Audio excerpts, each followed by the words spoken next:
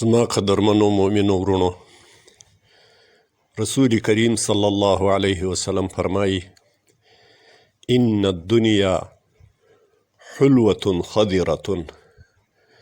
بېشکه دنیا خوږه او سرسبز او شادابه ده. وان الله مستخلفکم فیها فینظر کیف تعملون.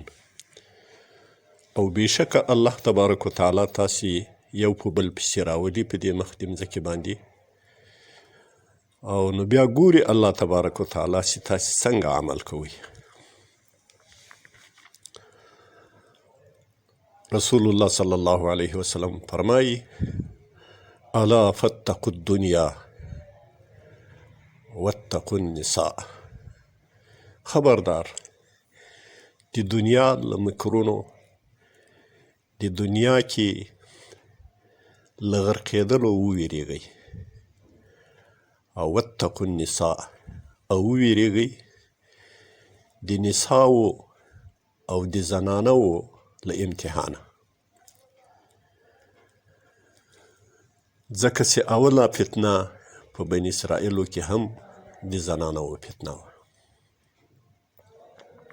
رسول الله صلی الله علیه وسلم فرمایي: په اخیره زمانه کې به داسې زنانوې پیدا سي، داسې لباسونه او رواجونه به روان سي چې هغه ښځې او زنانه به هم کاسیاتي هم عاریاتي. له په نام جامې به جامه لرونکي، او خوند و لذت به په ساق و په جار داسې ځینې اخلي لکه څنګه چې دوی لوڅي و برمنډې. او رسول الله صلی الله علیه وسلم په بل حدیث مبارک کې فرمایي: ما ترکت فتنة بعدي هي اضر على الرجال من النساء. ما لوی امتحان تر ځان وروسته بل خپل امت ته تر زنانو بل لوی امتحان نه ده پرېښی. د هغو په باره کې د غلو کول، د زیاتي کولو په حق کې هم تباه کېږي، او د هغو په باره کې په نقصان کولو، په تفرید کولو کې هم تباه کېږي. نو ورونو، د ما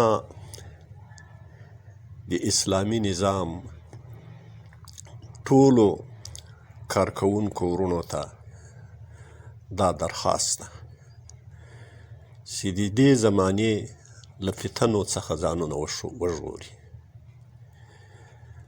او ډېر هوښیار اوسي د منافقینو، د مرجفینو او د اشاعت کوونکو، د فتنو، د تبلیغ کوونکو له قیدونو، له دسیسو سره ډېر بیدار واوسي. لکه یو روایت کې راځي چې المؤمن فتن، مؤمن باید ډېر فتن و، ډېر ځیرک و دانای. په بل روایت کې راځي: اتقوا فراسة المؤمن فانه ينظر بنور الله، او کما قال. د مؤمن له فراسته وویرېږئ، مؤمن د الله په نور باندې کتل کوي. او الله تبارک وتعالی فرمایي چې زین للناس حب الشهوات من النساء والبنین والقناطیر المقنطره. ښایسته سوی انسانانو ته، زین للناس ټولو انسانانو ته. څوک چې انسان دغه انسان ته به دا مزین ښکارېږي. هېڅوک دعوه نسي کولی چې زه هغه انسان نه یم چې حب د شهواتو، حب د نساو، حب د قناطیر مقنطره، یعنی حب د دنیا او د مال او د دولت او د جاه او د جلال له ما سره نسته.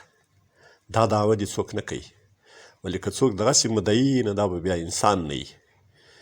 د الله د کلام په تقاضې باندې الله وایي چې زین للناس ټولو انسانانو ته خو د هغو کمال بیا دا ده چې الله پاک دوی ته جنت ورکوي، تر ملایکو دوی ته غټ مقام ورکوي.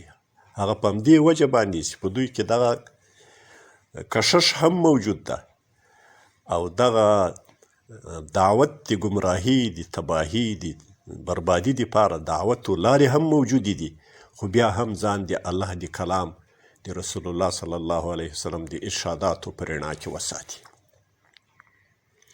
نو دا یو عظیمه ابتلا ده. ټول ورونه باید ډېر بیدار اوسیږي او د زمانې له فتنو څخه سره متنبه وي، آګاه وي، د هغو له تبلیغاتو، د هغو له نیرنګونو، د هغو له فریبونو، د هغو له مکرونو.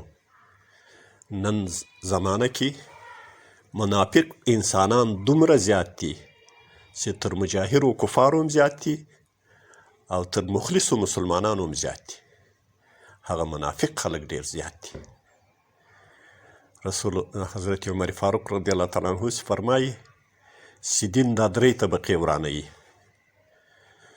ذلت العالم، د عالم ذلت، د عالم تسلیمي خواهشاتو ته دا به دین ورانوي، وجدال المنافق بالکتاب، او د منافق تدخل په مسلمانانو کې چې قال الله او قال رسول په خوله وي، خو یې منافق په همدغه قال الله قال رسول باندې ایمان نه لري. دغه خلک دین ورانوي.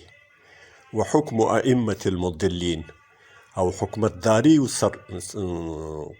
اقتدار ته رسېدل د ګمراهو پاچاهانو، د ګمراهو امامانو، دا دین ورانوي.